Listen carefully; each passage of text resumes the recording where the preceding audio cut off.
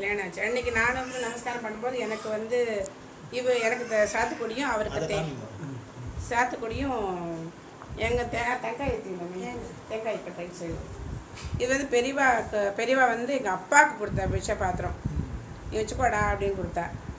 அப்பா என்ன பண்ணால் எனக்கு கொடுத்து ஒரு 15 வருஷம் என் பொண்ணு பிறந்ததுக்கப்புறம் நீ வச்சுக்கோம்மா பெரியவா அது அன்னப்பொருள் வச்சுக்கோ அப்படின்னு சொல்லிட்டு இது பண்ணினேன். நீங்கள் கல்யாணம் அனுப்பணுன்னு இது ரெண்டும் கொடுத்தா? ஆமாம், எனக்கு சாத்துக்குடியும் எங்கள் காத்துக்காருக்கு இந்த தேங்காயும் கொடுத்தா.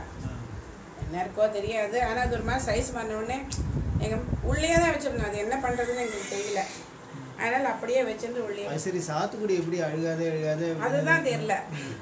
எத்தனை வயசு இதுக்கு? 25 வருஷம் ஆச்சு. 90 ஜூலையில் கல்யாணம் ஆச்சு. இப்போ தான் இந்த ஜூலையில் தான் 25 வருஷம் ஆச்சு. ரொம்ப நாள் உள்ளுக்குள்ளேயே இருந்தது.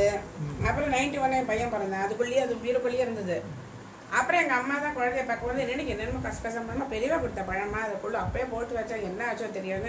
இப்போ உள்ளுக்குள்ளே வெய்ய பாரு அது என்ன ஒன்றும் ஆகலை, உள்ளுக்குள்ள வெளியில் வச்சு ஆர்த்தி எடுக்கும்போது அதாவது கொஞ்சம் ஆர்த்தி காமெடி அப்படின்னா அது வரைக்கும் அது என்ன ஆச்சு ஒன்றும் தெரியாது எனக்கு. அதான் அது எப்படி சாத்துக்குடி கொடுத்தா குடிச்சு சாப்பிடணும்னு தோணும், அதாவது எப்படி உள்ளே தெரியலையே கல்யாணத்தில். எங்கள் அம்மா என்ன பண்ணுறா, கொடுத்த உடனே சந்திரமாலை 2 கொடுத்தா. பெரியவா சந்திரா மாமா கொண்டு வந்து இந்த மாலையை போட்டு சாயங்காலம் பெரியவாளை பார்க்க வாங்குவோம் அப்படின்னு சொன்னால் நமஸ்காரம் பண்ணுறதுக்கு போல அந்த மாலை இன்னும் மாலை அதை வச்சுருக்கேன். அதோட சேர்த்து எதையும் போட்டு எல்லாத்தையும் உள்ளே வச்சுட்டோம். அப்படியே அங்கே பிறந்ததுலேருந்து அப்படியே வந்துடுது. அப்புறம் 91 பையன் பிறந்தான். அது வரைக்கும் உள்ளுக்குள்ளேயே தான் இருந்தது. அது என்ன ஆச்சு எங்களுக்கெல்லாம் தெரியவே தெரியாது. எல்லாம் மூட்டையோடு வந்ததுனால மூட்டையா எல்லா இடத்தும் பீரோவில் வச்சிட்டோம். அவ்வளோதான் எங்களுக்கு தெரிஞ்ச அறிவு. அது வரவே இப்போ கல் மாதிரி இருக்கு.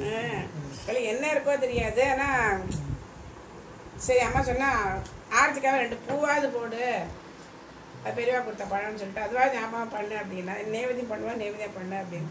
அதனால் அப்படியே உள்ள வச்சிருக்கேன். எனக்கு அதை பற்றியும் மாமா கேட்ட உடனே தான் அது கூட ஞாபகம் வந்தே தானே எனக்கு சொல்கிற அளவுக்கெல்லாம் தெரியவே தெரியாது. மாமா அழகாக கொஸ்டின் கேட்டவே தான் அது வரைக்கும் என்ன சொல்லணும்னே தெரியாது நிஜமாவே.